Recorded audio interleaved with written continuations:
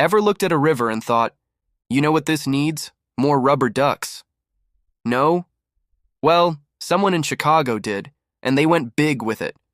If you're ever in the Windy City and see the river turn a vibrant yellow, don't assume it's some strange pollution or a massive fish-feeding frenzy. Look closer.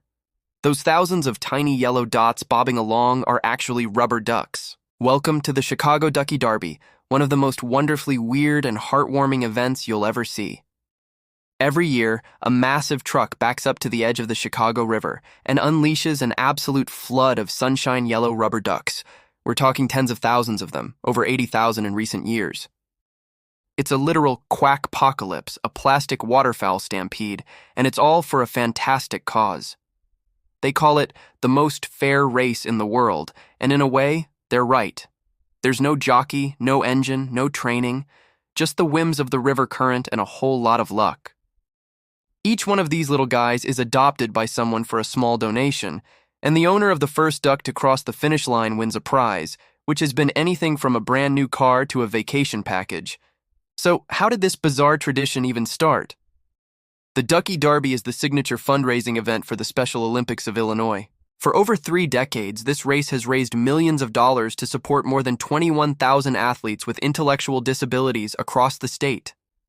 That money helps provide them with year-round sports training and athletic competitions in a variety of Olympic-type sports.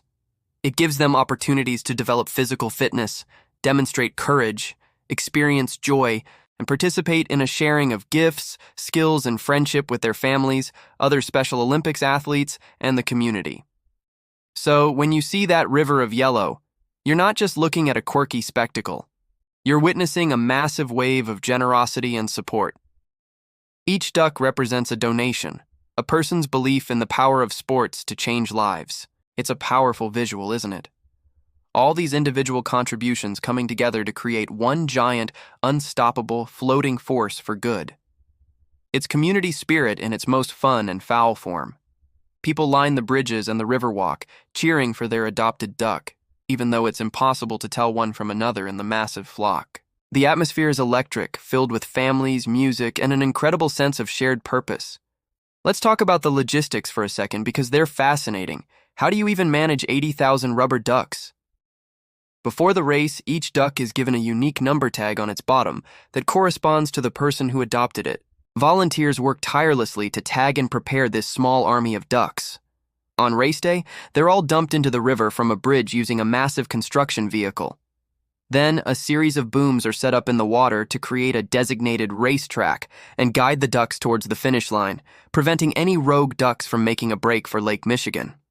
At the finish line, a special chute funnels the first few ducks through, one by one, so officials can grab them and record the winning numbers. And what happens to the ducks after the race? Don't worry, it's an eco-conscious event. After the winners are crowned, an army of volunteers in boats, kayaks, and on the riverbanks gets to work on the Great Duck Roundup. They use nets and booms to collect every single duck from the river. These ducks are then cleaned, stored, and live to race another day, year after year. It's a huge undertaking, but it ensures the event is as clean as it is fun. The same flock of ducks has been racing for years, becoming seasoned veterans of the Chicago River's currents. This tradition has become a beloved part of Chicago's summer. It's a perfect example of how a simple, silly idea can evolve into something incredibly meaningful.